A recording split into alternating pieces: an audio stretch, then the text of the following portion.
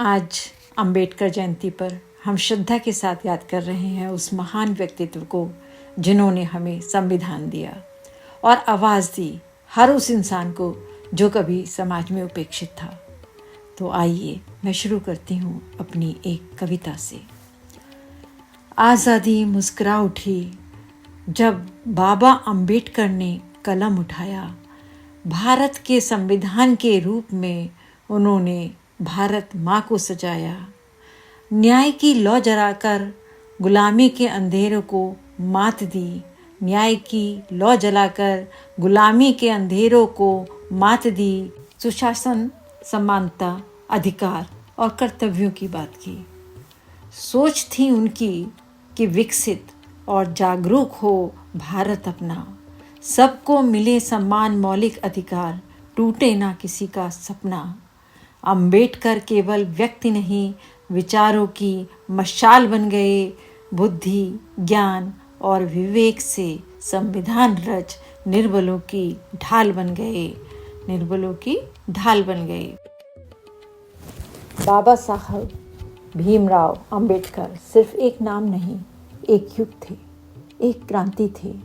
वो आवाज़ थे उन करोड़ों लोगों की जो अपने मौलिक अधिकारों से वंचित थे।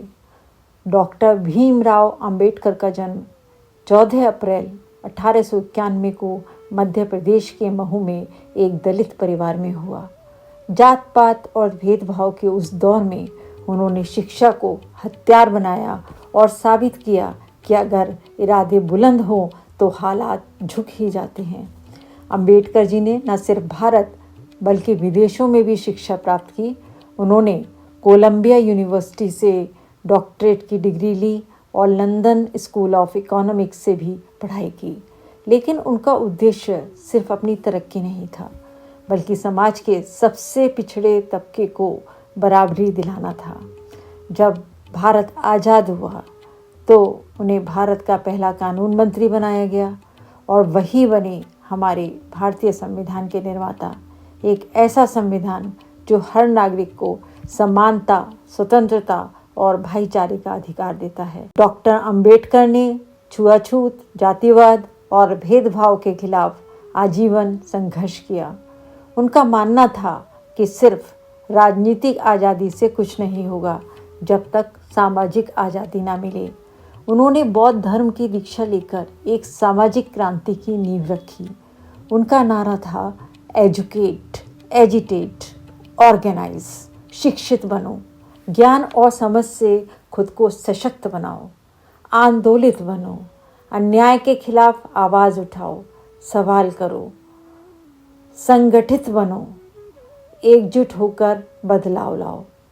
आज जब हम जात पात और असमानता और नफरत से जूझ रहे हैं तो अंबेडकर के विचार पहले से कहीं अधिक जरूरी हो गए हैं।